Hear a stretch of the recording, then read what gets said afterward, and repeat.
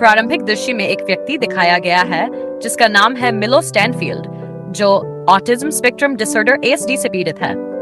वह new Jersey की एक सड़क पर खड़ा है और पास की एक फूलों की दुकान में एक महिला पर नजर रख रहा है। इसी दौरान वह अपने आसपास हो रही घटनाओं का समय गणना करते हुए कुछ जटिल कैलकुलेशन कर रहा है।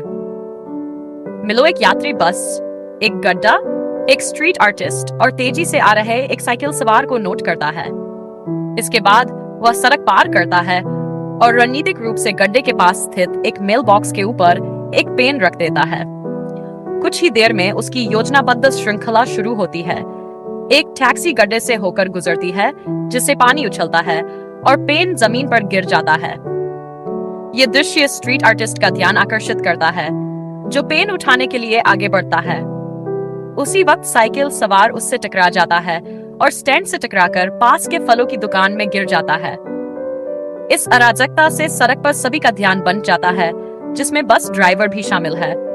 नतीजतन वह रेड लाइट नहीं देख पाता और वही महिला जो सड़क पार कर रही थी उसके नीचे आ जाती है और मौके पर ही मर जाती है।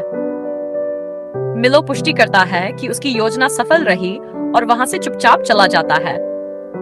इसके बाद दृश्य कट होता है एक FBI स्पेशल एजेंट ओलिविया डनहम पर। वह होमलैंड सिक्योरिटी के फ्रिंज डिवीजन में काम करती है, जो असामान्य घटनाओं की जांच करता है। ओलिविया हाल ही में सिर की चोट के कारण लंबे समय के बाद काम पर लौटी है। जैसे ही वह फ्रिंज मुख्यालय पहुंचती है, उसकी मुलाकात चार्ली नाम के एक अधिकारी से होती है, जो टीम का सुपरवाइजर है। इसी बीच एजेंसी के प्रमुख वाल्टर नेट बिशप एक लैब असिस्टेंट फिलिप ब्रॉयल्स से बात कर रहे होते हैं, जो ओलिविया की वापसी को लेकर चिंतित है। फिलिप कहते हैं कि वह असली ओलिविया नहीं, बल्कि एक डोपेलगैंगर है, जिसका नाम है फॉक्स ओलिविया। यहाँ खुलासा होता है कि मुख्यालय में जो ओलिविया है, वह नकली है। उसे असली ओलिविया की जगह लेने के लिए लाया गया है। वाल्टर नेट बताता है कि उन्होंने फॉक्स ओलिविया के अंदर असली ओलिविया की यादें रोप दी है, ताकि वह यकीन करने लगे कि वह यहीं की है। उसका दावा है कि फॉक्स ओलिविया ही एकमात्र व्यक्ति है जो बिना किसी नुकसान के दो ब्रह्मांडों के बीच यात्रा कर सकती है। फिलिप पूछता है कि अगर उसकी नई पहचान टिक नहीं पाई तो क्या होगा। वाल्टर नेट उत्तर देता है कि तब उसकी आवश्यकता नहीं रहेगी। इसके बाद चार्ली टीम को एक बस एक्सीडेंट के बारे में जानकारी देता है, जो इस सप्ताह में दूसरी बार हुआ है और हर बार पीड़िता की मौत हो गई है। वह अपनी टीम को सतर्क रहने की सलाह देता है। कुछ देर बाद FBI की टीम दुर्घटना स्थल पर पहुंचती है और सुराग की तलाश में बन जाती है। जांच का नेतृत्व एक अन्य FBI एजेंट लिंकन ली कर रहे हैं, जिनका चेहरा झुलसा हुआ दिखता है। चार्ली पीड़िता की उंगली से फिंगरप्रिंट लेकर उसकी पहचान करता है। उसका नाम है Julian Foster. Olivia bus driver से पूछताछ करती है, जो बेहद सदमे में है क्योंकि उसने पहले कभी किसी इंसान या जानवर को नहीं मारा। इस बीच एजेंट ली पर्यावरणीय कारणों की जांच करता है, लेकिन कुछ नहीं मिलता।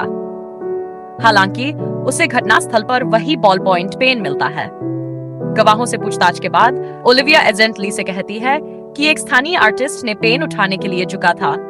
तभी वह साइकिल सवार से टकरा गया और फल की दुकान में जा गिरा। एजेंट ली को यकीन हो जाता है कि पेन ही वह मूल तत्व है जिसने घटनाओं की श्रृंखला शुरू की। अगले दिन मुख्यालय में एजेंट ली और चार्ली दोनों पिछले 2 हादसों के बीच संबंध खोजने लगते हैं। ली पहली दुर्घटना की तस्वीर में भी वही पेन देखता है, जिससे वह और अधिक आश्वस्त हो जाता है कि यह सब कोई योजनाबद्ध कर रहा है। वे फ्रिंज एजेंसी की गणितज्ञ एस्ट्रिड से मिलते हैं और उसे सारी घटनाएं बताते हैं, लेकिन एस्ट्रिड कहती है कि कोई इंसान ऐसा नहीं कर सकता। तभी एक और बस दुर्घटना की खबर आती है, जिससे सभी चौंक जाते हैं। FBI एजेंट तुरंत दुर्घटना स्थल पर पहुंचते हैं और पाते हैं कि इस बार पीड़ित जीवित हैं। पूछताछ में पता चलता है कि एक कुत्ता सड़क पार कर गया, जिससे बस असंतुलित हो गई। तभी ओलिविया जमीन पर वही बॉल पॉइंट पेन देखती है और समझ जाती है कि घटनाओं की श्रृंखला अभी खत्म नहीं हुई है। वह चारों ओर देखती है और ऊपर पुल से नीचे देखता हुआ मिलो नजर आता है। अगले ही क्षण एक आदमी जो ईयरबड लगाए हुए होता है सड़क पार करता है और एम्बुलेंस से टकराकर मर जाता है। ओलिविया तुरंत अपनी टीम को सूचित करती है और मिलो की ओर दौड़ती है। मिलो अपने अगले कदम की गणना करता है और पुल से एक साइकिल नीचे फेंक देता है जिससे एक बस रास्ता बदल कर पुल के नीचे से गुजरती है। ओलिविया उसे बंदूक की नोक पर पकड़ने की कोशिश करती है, लेकिन मिलो पुल से कूदकर बस की छत पर उतरता है और फरार हो जाता है। इसके बाद मिलो घर लौटता है, जहां उसकी बहन मैडलिन उसकी चिंता कर रही होती है। वह बताती है कि अस्पताल से कई कॉल्स आ रहे हैं, लेकिन मिलो उसकी बातों को नजरअंदाज करता है। वह उसकी हर बात पहले से जानकर पूरी करता है, जिससे मैडलिन चुप हो जाती है। फिर वह उसे एक प्लास्टिक का घोड़े का खिलौना दिखाती है, उनकी मां की याद में। मिलो असहज महसूस करता है और कहता है कि यह अब अप्रासंगिक है। दूसरी तरफ एजेंटली अस्पताल में अपनी स्किन की नियमित जांच के लिए जाता है। वह ओलिविया से कहता है कि तीनों पीड़ितों के बीच कोई समानता ढूंढने पर ध्यान दे। ओलिविया मुख्यालय लौटकर गवाहों से पूछताछ करती है और आखिरकार पता लगाती है कि तीनों पीड़ितों का एक ही मेडिकल सेंटर से सीधा या परोक्ष संबंध था। वह चार्ली को यह जानकारी देती है और दोनों उस मेडिकल सेंटर जाते हैं। वहां ओलिविया देखती है कि मरीज वही बॉल पॉइंट पेन इस्तेमाल कर रहे हैं, क्योंकि वे डिजिटल उपकरणों का उपयोग नहीं कर सकते। डॉक्टर लेविन नामक एक प्रमुख डॉक्टर उन्हें मिलता है, जो तीनों पीड़ितों को पहचानता है। वह बताता है कि वे मानसिक रूप से कमजोर मरीजों की बुद्धिमत्ता बढ़ाने के लिए एक एक्सपेरिमेंट कर रहे हैं। वह एक वीडियो फुटेज दिखाता है जिसमें ओलिविया मिलो को पहचानती है। पूछने पर डॉक्टर बताता है कि मिलो ने भी हद वाली थी, जिससे उसका IQ काफी बढ़ गया। अब वह किसी की नहीं सुन रहा और उन लोगों को मार रहा है जो उसे रोकने की कोशिश कर रहे हैं। FBI एजेंट मैडलिन से मिलने जाते हैं, लेकिन मिल दूर बैठा उनकी गतिविधियों देख रहा होता है और भविष्यवाणी कर रहा होता है। घर जाकर वे उससे पूछताछ करते हैं और ओलिविया अपनी बहन की कहानी बताकर मैडलिन को भावुक करती है। मैडलिन बताती है कि मिलो इतनी बारीकी से घटनाएं भविष्यवाणी कर सकता है कि उसे सिर्फ एक चीज विचलित कर सकती है, वही घोड़े वाला खिलौना। ओलिविया उसे समझाती है कि वे मिलो और आम नागरिकों दोनों की सुरक्षा चाहते हैं। मैडलिन आखिरकार होवर्कल का पता बता देती है जहां मिलो ठहरा है।